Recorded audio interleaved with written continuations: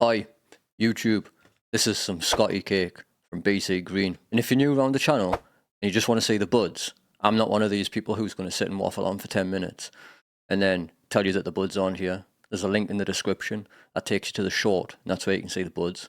But if you're not new around here and you do want to listen to my waffle, welcome back. Now let's get into some Scotti's cake from BC Green. BC Green Scotti cake is a £6.50 on the gram, and she also weighs in at 26% THC. It's a non-irradiated flower which was cultivated in Canada and packaged in Portugal. Again, makes a lot of sense, right? Scotti's cake is a biscotti cross gelato 41 cross animal mince. Unfortunately, as you might have noticed at the beginning of the video, it does come in one of these smelly tubs. You know what we think about these tubs? To the nose, the Scotti's cake for me was a little bit of a weird one. It was floral and with a little hint of, and before I say this, I sat for hours trying to pinpoint something else, but vinegar. And I had a friend come round to visit me, and I give him a smell of the flower, and he said it smelled like a watch strap. So take from that what you will. And as you can imagine, that wasn't very nice.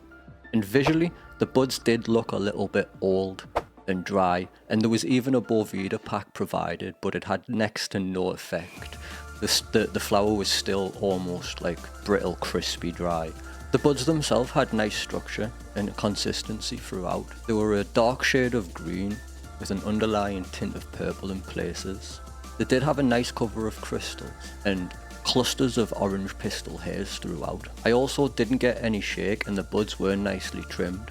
But don't take my word for it, the link's in the description, have a little look for yourself. On the taste side of things, I really struggled to get any taste from this. I even tried it in Dynavap's new Unidyne, I tried it in the Wireless One Hit Wonder.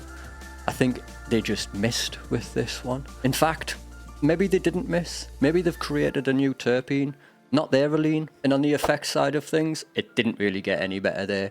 I had very minimal pain relief from the Scotti's cake.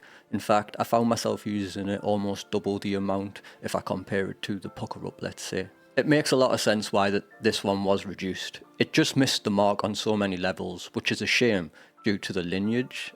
On paper, it's quite strong, but it just didn't transfer over to the final product. I kinda had a feeling I was taking a risk with this one, with the price reduction in mind.